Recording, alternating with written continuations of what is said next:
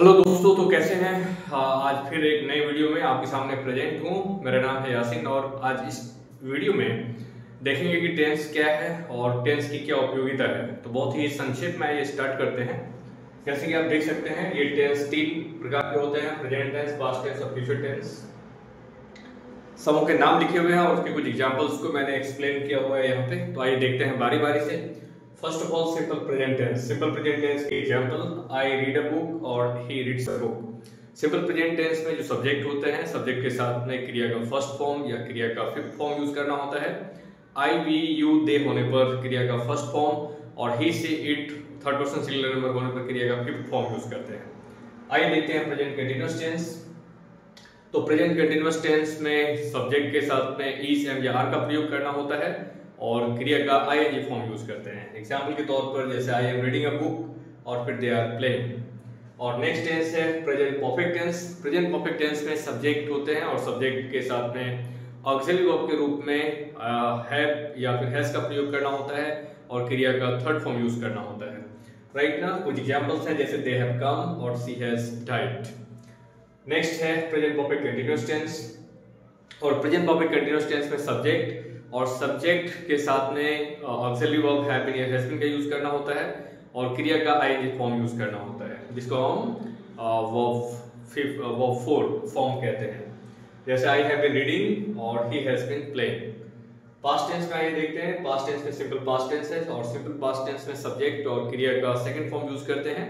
जैसे गो का वेंट, कम का कैम और स्पीक का spoke. Examples he came, she came और दे कैम, इस तरह से। फिर नेक्स्ट आइए देखते हैं पास्ट कंटीन्यूअस टेंस। और पास्ट कंटीन्यूअस टेंस में सब्जेक्ट तो होगा ही और फिर ऑक्सिलरी वर्ब के रूप में वाज वेयर का प्रयोग करते हैं और वर्ब का आईएनजी फॉर्म यूज करते हैं। जैसे ही वाज प्लेइंग और दे वर प्लेइंग। राइट। फिर नेक्स्ट आइए देखते हैं past perfect tense. Past perfect tense में सब्जेक्ट तो होगा ही और ऑक्सिलरी वर्ब के रूप में हेड का प्रयोग और क्रिया का थर्ड फॉर्म यूज करेंगे इसमें। एग्जांपल्स he had slept और she had slept। Right. Next tense है past perfect continuous tense. Past perfect continuous tense में सब्जेक्ट होंगे और सब्जेक्ट के तुरंत बाद हैड बीन का प्रयोग करेंगे हम और क्रिया का आईएनजी फॉर्म और फिर ऑब्जेक्ट का यूज करेंगे। जैसे he had been sleeping और she had been playing। फिर आइए नेक्स्ट देखते हैं फ्यूचर टेंस। फ्यूचर टेंस में पहला सिंपल फ्यूचर टेंस और सब्जेक्ट का प्रयोग, सब्जेक्ट के बाद जस्ट शैल या विल का प्रयोग करेंगे और क्रिया का फर्स्ट फॉर्म यूज करेंगे। एग्जांपल है I shall go, he will come, she will run. Next tense है फ्यूचर कंटीन्यूअस टेंस और फ्यूचर कंटीन्यूअस टेंस में सब्जेक्ट होता है, फिर शैल बी या विल बी का प्रयोग करते हैं, क्रिया का आईएनजी फॉर्म यूज होता है, फिर ऑब्जेक्ट का प्रयोग करते हैं। जैसे I shall be reading, he will be playing, etcetera. और फिर future perfect tense. Future perfect tense में सब्जेक्ट होंगे और शैल हैव या विल हैव का प्रयोग करेंगे और क्रिया का थर्ड फॉर्म यूज करेंगे और फिर ऑब्जेक्ट का प्रयोग होगा। जैसे sir he will have slept, we shall have worked. और लास्ट टेंस है फिर future perfect continuous tense. Future perfect continuous tense में सब्जेक्ट होगा और शैल हैव बीन या विल हैव बीन का प्रयोग करेंगे, क्रिया का आईएनजी फॉर्म यूज होगा और फिर ऑब्जेक्ट होगा। जैसे एग्जांपल है I shall have been playing और he will have been working, इस तरह से। तो इसमें मूलतः क्या याद रखना होता है कि प्रेजेंट टेंस, पास्ट टेंस और फ्यूचर टेंस में आप अंतर कर पाए। और फिर सब्जेक्ट्स इसमें क्या है, सब्जेक्ट यानी कर्ता, जैसे आई, वी, यू, ही, सी, दे, ये। और इसके साथ में ऑक्सिलरी वर्ब का कौन सा कॉम्बिनेशन होगा, कौन सा ऑक्सिलरी वर्ब का यूज करेंगे और क्रिया का कौन सा रूप यूज होगा। यदि इतना क्लियर हो जाता है आपके दिमाग पे कि सब्जेक्ट क्या है और इस पे कौन से ऑक्सिलरी वर्ब का यूज करना है और क्रिया का कौन सा फॉर्म यूज होगा। क्रिया का कौन सा फॉर्म का मेरा मतलब है जैसे गो है, किसी भी क्रिया के 5 फॉर्म्स होते हैं।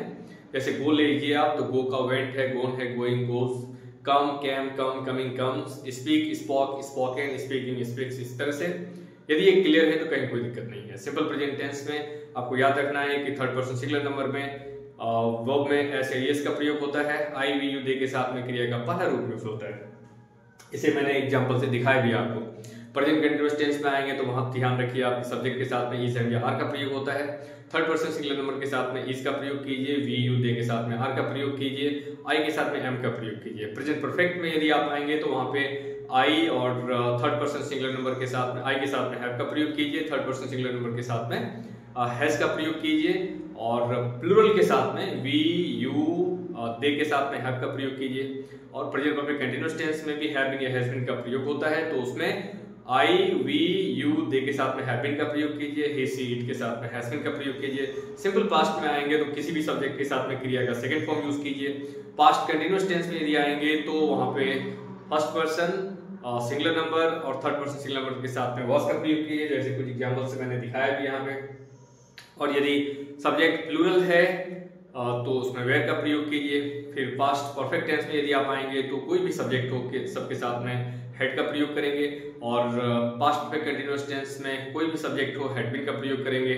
और फ्यूचर टेंस में ध्यान रखना है कि आई और वी के साथ में सेल का प्रयोग होगा, सेल बी या सेल हैव या सेल हैव बीन। और बाकी सब्जेक्ट के साथ में विल का प्रयोग करेंगे या विल हैव का प्रयोग करेंगे या विल हैव का बीन का प्रयोग करेंगे।